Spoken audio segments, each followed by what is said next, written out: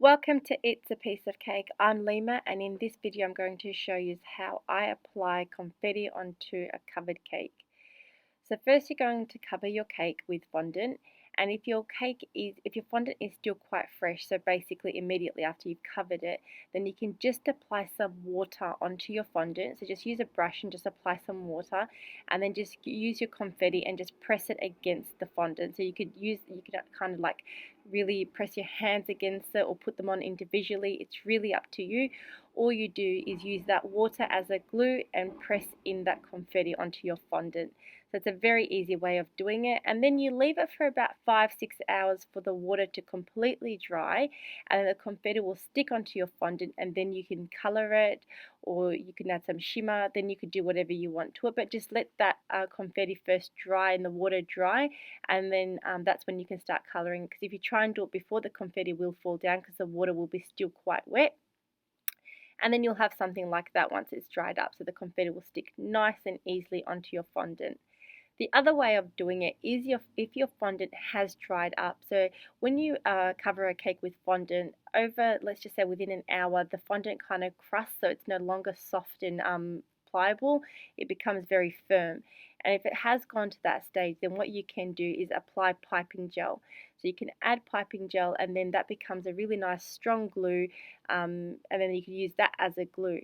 But what I like to do is I melt or heat my piping gel. So I put a little bit of piping gel into a bowl, and then I place it in the micro for about 20-25 seconds, and that really heats up the sugar and the glucose into that piping gel, so it becomes a very nice strong glue. So that's what I've done here, and that's when, as you can see, the confetti really sticks all over the cake, and it covers the entire fondant by just heating up that piping gel.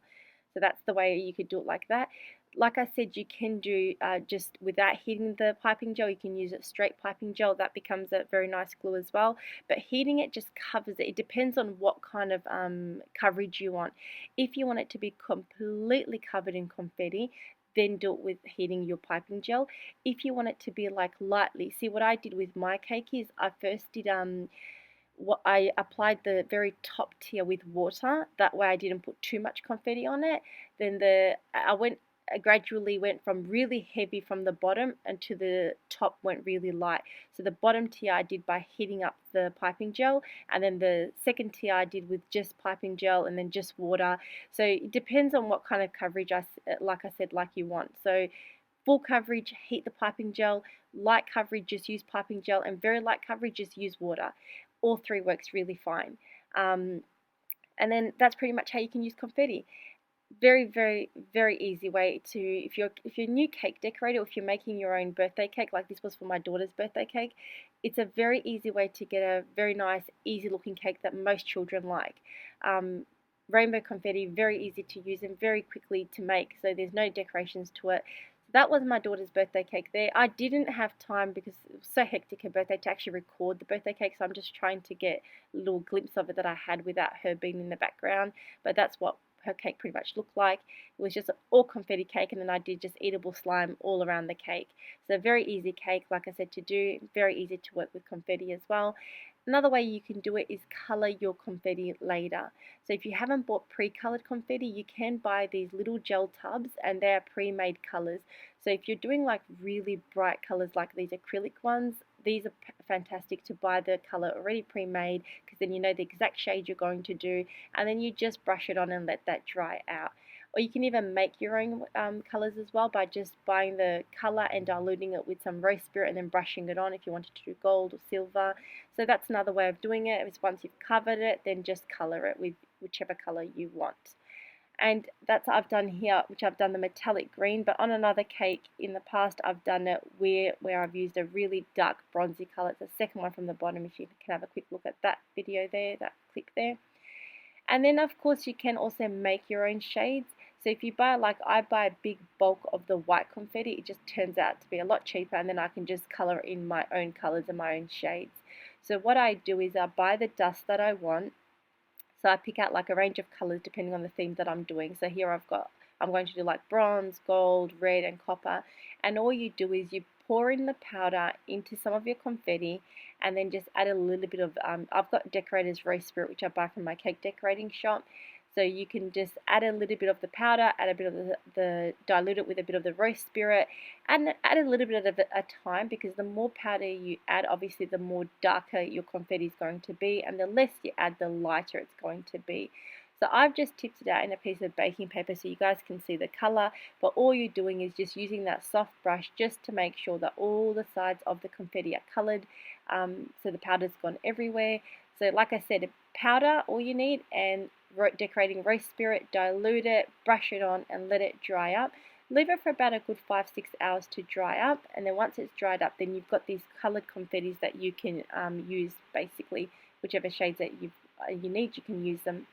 Now the only thing is, if you're doing this technique, is always make sure you've got some of the powder left over, because when you kind of press this confetti against the cake, and if you handle it too much, you are going to get dust on your fondant, and you're going to get dust on your fingers as well. So some of the confetti powder will come off from the confetti, so it's always good to have a backup of your powder.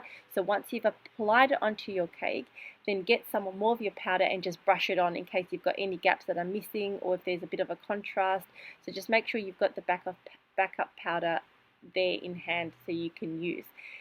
The powder goes into the confetti quite well, but depending on how much you handle it, it can come off. So if you don't want it to come off and you want to do like a particular shape, like say a heart, then use the tweezers. So if you use tweezers and put them on individually, the powder won't come off at all. And I do also have a video, which I'll put the link at the end of the video, with if you want to learn how to use the confetti on a ganache cake. You can also do that. You could use confetti on buttercream cake, so you don't have to have it covered in fondant. You could do it with ganache and buttercream. I have a tutorial where I've done some pillow cakes using the confetti, so I'll put the link below, and that I'll put a clickable link for you, and that one has it where I've covered the cake with just ganache and then used the confetti.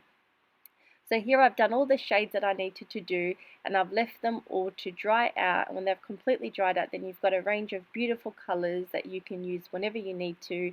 Just leave them, you can put them in an airtight container, but once they've dried out, I've left them overnight, and now that they've dried out, you can see that there's not much residue on the bowl as well. It's kind of all went into the confetti. And then these are the shades that I've done, so as you can see, nice beautiful colors that you can make very easily at home. And you don't have to go for the dark pearl shimmers that I have. You can do bright colors as well. It's very, very easy to do. And then, like I said, leave it in an airtight container or a little plastic bag, lockable, zippable plastic bag, and then you've got these confettis.